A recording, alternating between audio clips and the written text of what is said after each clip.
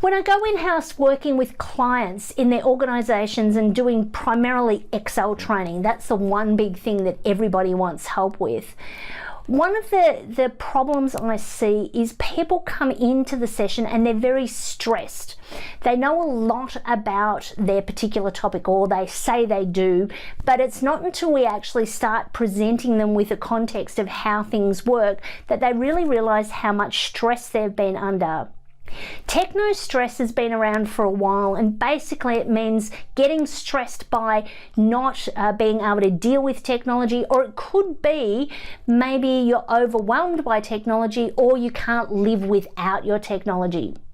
Now, I don't know about you, but I've seen it when I go out to a restaurant. You might see a couple enjoying a meal together, only to be totally disengaged by the fact that both of them have their mobile phones beside them and they're actually reading messages or looking at things rather than enjoying the experience around them.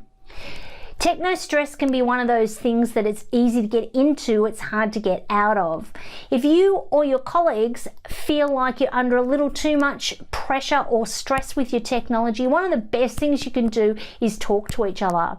Talk to people and say, I'm feeling a little overwhelmed by my email, or I need some help with something in Excel.